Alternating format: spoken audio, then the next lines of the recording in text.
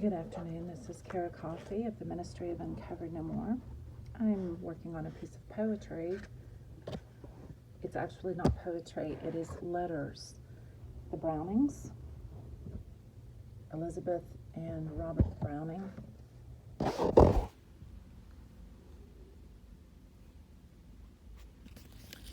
I'm celebrating today with one of my children, and we have begun a partial summer break in our homeschool, which means not the same thing as a public school school schedule.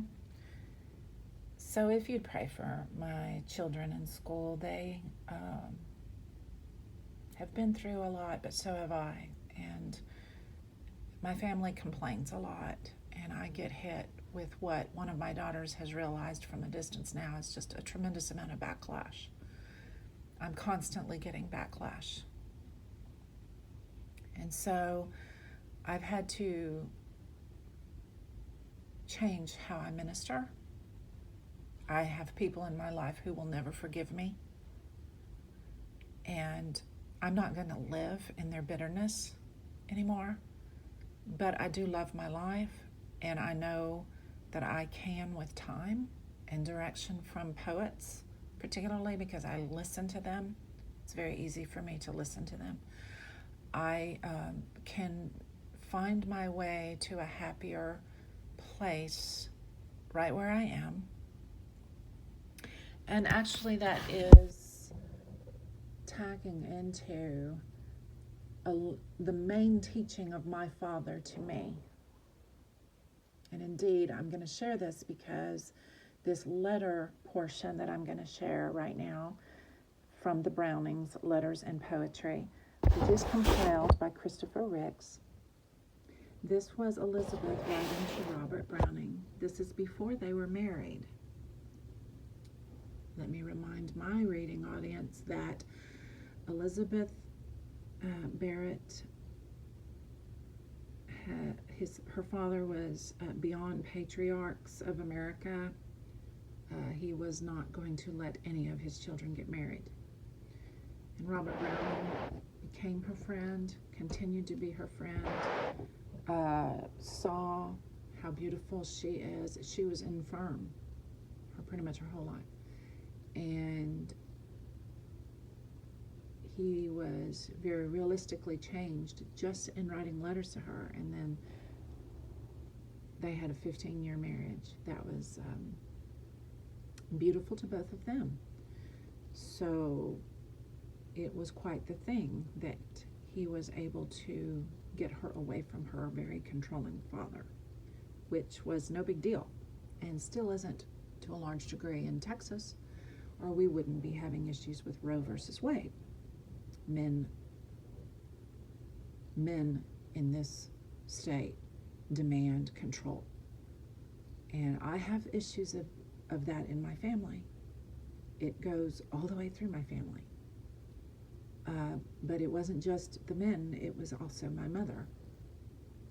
Didn't want me to have any knowledge of her past with her family. She just wanted me to see her family as all saved Christians when she had been molested by some of them and all of that. My mother was very selfish. And so my world grew very dark as I testified through the return of the King of Kings, who is now in Texas. So I do not know where he is in Texas. He does appear to me at times.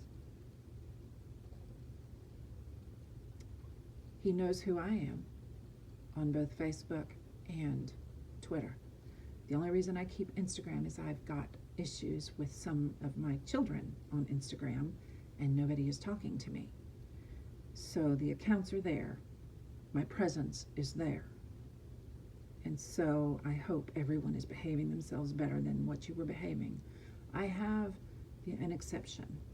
I have one child who is an adult, who is the only exception in what I am saying. I will not ever reveal which child it is. So you are all on your own. You have destroyed my life. My mother's family destroyed it first, ever since I was a Christian, actually. So I've been living this life since I was 7, and I have an other adult child who conceded that it's really not cool and that nobody is finding out about my life.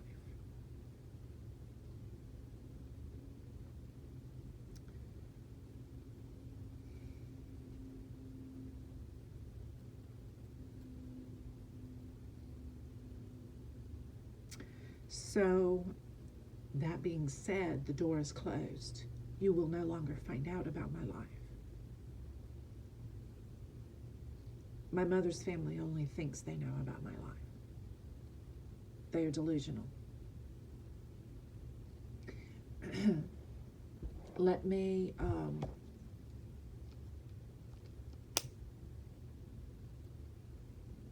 light patchouli.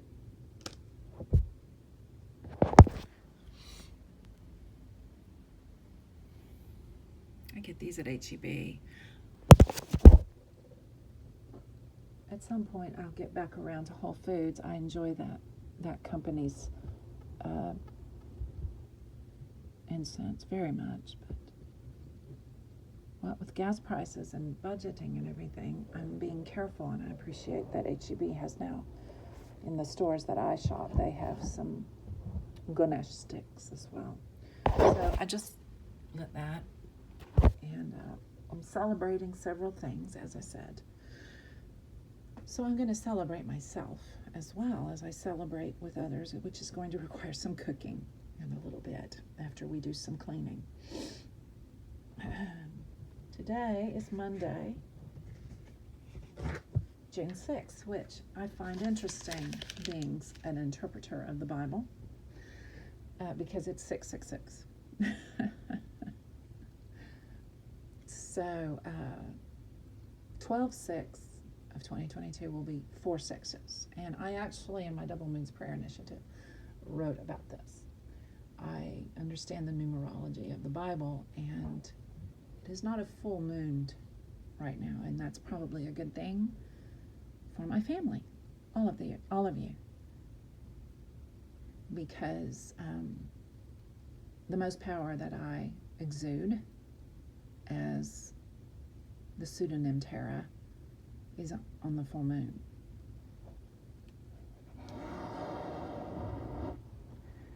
Not that anyone cares in my life, because they don't. So let me go to what is going to save me in real life, and that is poetry. I, right at the moment, have 4 different poetry books going, and I will continue that way for the rest of my life. And here's why. I'm being led to do that very realistically. So let me read this, and then it's going to go up. If you don't like my tone, block me out of your life further. You have issues. I don't. Today, I chose contentment in art. There is emotional pain here, but I will today leave the pain behind. A person must begin somewhere, and I suppose at age 56, this somewhere is best for me. And what I was going to say is, the one thing my father taught me was to rejoice in the Lord. And again, I say rejoice every day, and that's the Apostle Paul. I just happen to be a woman who communicated around the King of Kings on Twitter that he needs to be the only man who deals with the Apostle Paul and the Apostle Peter's writings in the New Testament. Please remember that I am fully aware, and have been my whole life, that the King of Kings said when he arrives for the last time, and he is in Texas. It is on uncovernomore.blog. You go find it. He will reveal all things. I don't know if you've noticed, but men around women like me just tell us what to do all the time, and they teach the kids to do it. I made it very clear that my children were turned against me. Now I'm making it very clear that only one of them didn't. Ever. And you don't know which one. So it's none of your business. So don't try to guess. That means there isn't anybody left. The rest of you, I'll put up with. You don't believe in owning what you've done to your mother, what you've done to your cousin, what you've done to your niece, what you've done to your aunt in Mississippi. None of you believe in treating me with respect. And it's time to call it.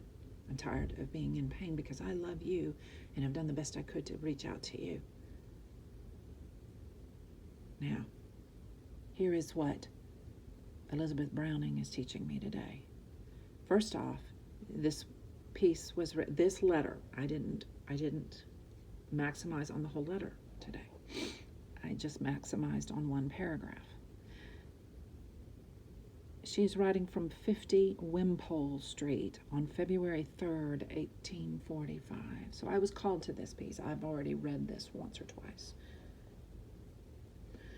So I dated it today because it's going on a blog.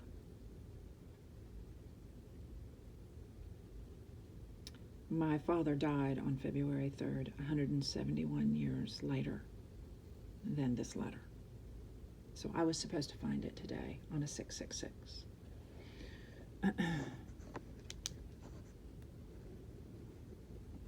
You know, I do understand the 666. It's not just men in the book of Revelation. I'm an incense archangel. My name is Tara as a pseudonym.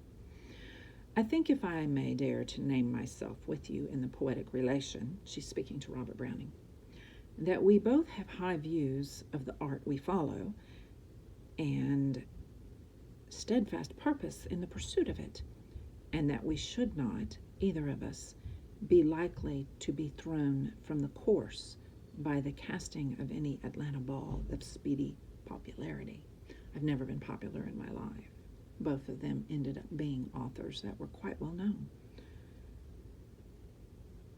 But I do not know, I cannot guess, whether you are liable to be pained deeply by hard criticism and cold neglect, such as original writers like yourself are too often exposed to. I do identify with that. Or whether the love of art is enough for you and the exercise of art the filling joy of your life.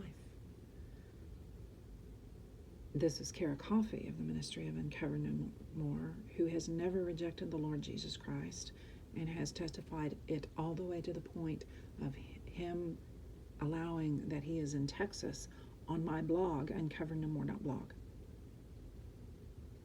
He's really famous.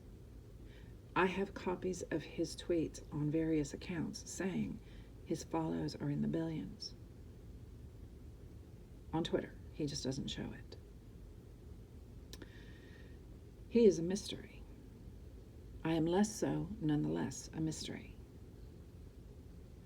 And I am choosing on a day to show my family particularly that I indeed enjoy and appreciate the number 666, according to the book of Revelation. You go find it, please, ladies and gentlemen.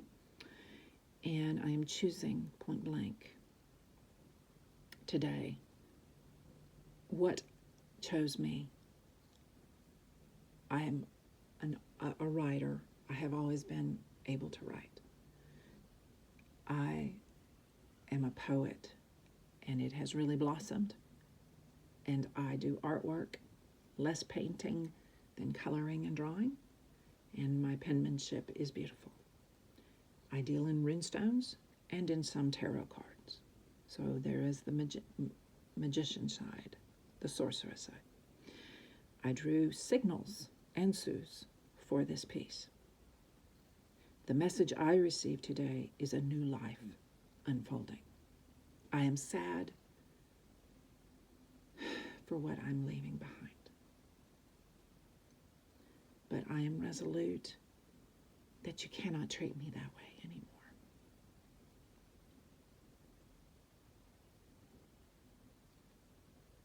I determined to change only for myself now and forever. I'm sorry. You lost me. It's over. And you'll never know me.